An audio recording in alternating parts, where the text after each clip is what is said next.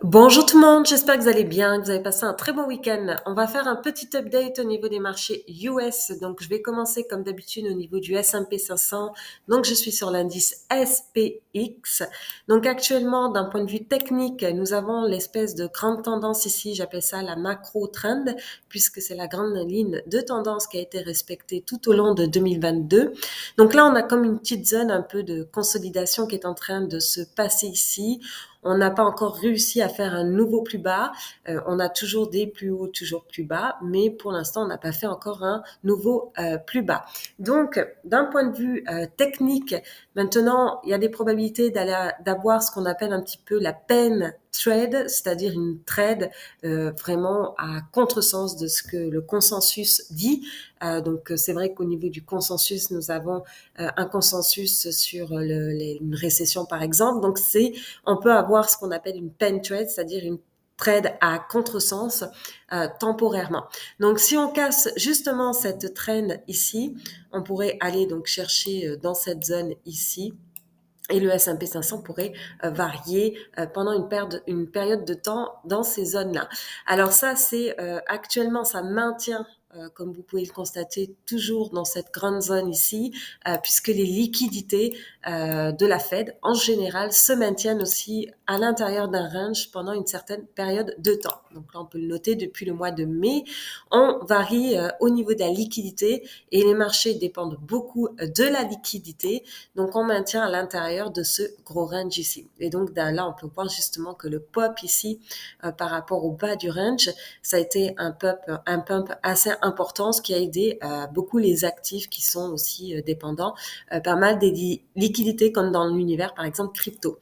Donc là, tant qu'on casse pas vraiment ce gros range ici qu'on a au niveau des liquidités, et tant que de toute manière d'un point de vue macroéconomique, on est toujours, comme on peut voir sur l'indicateur avancé, profondément négatif dans la direction, donc dans les prochains mois, il y a pour moi, pour l'instant, juste des possibilités de varier à l'intérieur jusqu'à arriver dans cette zone ici.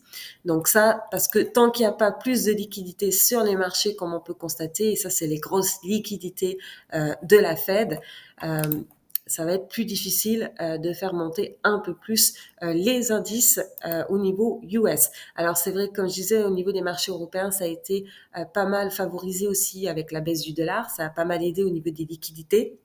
Mais au niveau d'un point de vue, au niveau des marchés US, on stagne encore dans cette zone ici parce que de toute manière, on n'a pas de cassure au niveau de ces liquidités-là.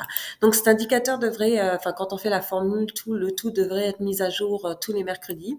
Donc on va voir si mercredi, par exemple, on arrive à casser ce range ici pour nous permettre d'avoir ce qu'on appelle une pen trade plus importante. Donc après, on regarde au niveau, c'est vrai qu'actuellement, les probabilités de récession ont été pas mal réduites par rapport à octobre. Donc là, nous sommes en janvier, un peu grisé ici. Vous voyez que les risques de récession sont moins importants en janvier qu'ils étaient au mois d'octobre. Donc là, on a un petit peu des narratifs comme quoi, ça y est, on va passer par un soft landing. Donc bon, ça, c'est les narratives officielles parce que de toute manière, les marchés focus encore sur l'inflation et l'inflation, ça baisse. Donc, du coup, les marchés aiment ça pour l'instant. Ils stabilisent dans ces zones-là. Après, comme je disais, étant donné que l'économie est profondément négative ici, on peut le voir dans l'indicateur avancé, donc dans les prochains mois, au niveau du niveau de croissance, ça va être plus difficile de monter sur des nouveaux plus hauts si on n'a pas plus de liquidité de la part de la Fed à ce niveau-là. Donc là, justement, je vais revenir sur ce graphique ici. Donc là, on voit que le focus est encore au niveau de l'inflation puisque le niveau de déviation par rapport donc standard deviation. Donc on est toujours sur un niveau plus élevé avec l'inflation au niveau de l'écart type par rapport au l'indicateur ISM, donc un peu plus économique manufacturier. Vous voyez qu'ici on est juste à 1,3 au niveau de l'indicateur ISM et au niveau de l'écart type. Et au niveau de l'inflation, on est à 1,45. Donc, le focus reste encore l'inflation puisque l'écart type au niveau de l'inflation est plus élevé que l'écart type au niveau du ISM, donc de tout ce qui est l'indicateur économique. Donc, quand les deux vont s'inverser, les choses vont devenir quand même assez intéressante puisqu'on va pouvoir voir vraiment la direction au niveau des marchés. Et justement, moi, ce que je surveille au niveau mensuel, c'est vraiment ce changement de narrative. Donc, par exemple, je veux voir cet indicateur, donc le ratio equity, c'est-à-dire les actions par rapport aux obligations. Je veux voir à quel moment les actions vont sous-performer les obligations et donc les obligations sous-performer les actions, puisque ça va être significatif de vraiment focus sur la croissance et donc ralentissement de croissance. Donc là, comme on pouvait voir sur ce graphique, on voit que c'est toujours au niveau de l'inflation et comme le marché a pas mal pricé les mauvaises nouvelles par rapport à l'inflation, on stabilise bien évidemment, mais on peut voir qu'au niveau de tout ce qui est économique, on n'a pas encore eu de focus par rapport à ça puisque c'est moins important pour l'instant que l'inflation.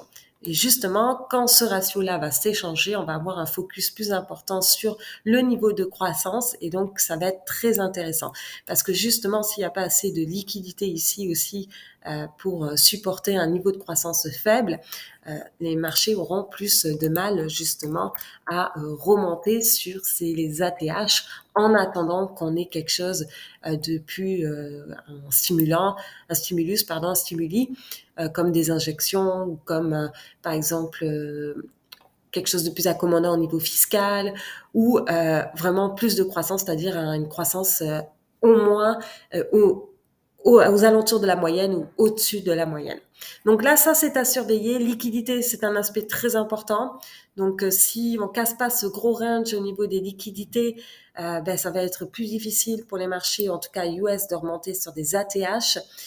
Donc, bien évidemment, les probabilités sont peut-être là, mais on va y aller à fur et à mesure. Pour l'instant, on n'a pas de confirmation donc de casser cette trend ici et aussi de cassure au niveau des liquidités qui peuvent supporter un mouvement plus élevé et plus lointain. Si les liquidités stabilisent sur ce niveau, le S&P stabilise puisque de toute manière, on n'a pas de niveau de croissance au-dessus de la moyenne, donc il n'y a ni la croissance ni les liquidités qui peuvent supporter pour l'instant vers des ATH, à part si on a un changement sur ces niveaux-là. Donc voilà, on regarde, on surveille et les choses évoluent petit à petit. D'ailleurs, on va faire un petit aperçu vite fait au niveau du Bitcoin. Le Bitcoin évolue toujours à l'intérieur de son gros range aussi ici. Donc c'est un petit peu aussi le range comme on peut voir depuis juin qui est un petit peu le range. Ah ben c'est dommage, j'ai changé. Alors c'était hop, je vais juste le remettre. C'était ça, moins RRP, hop, voilà, moins WT, moins ça. Voilà, je remets la formule.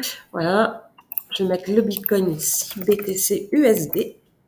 Le Bitcoin évolue à l'intérieur de ce gros range ici, qui est aussi le gros range des liquidités au niveau de la Fed. Donc là, vous voyez, depuis mai-juin, on évolue à l'intérieur de ce gros range et il en est de même pour le Bitcoin.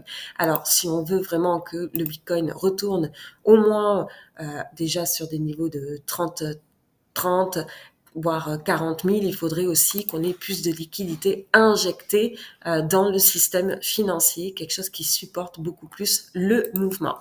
Donc voilà, c'est tout pour aujourd'hui. Donc si vous avez aimé la vidéo, n'hésitez pas à mettre un pouce et nous, on se retrouve une prochaine fois.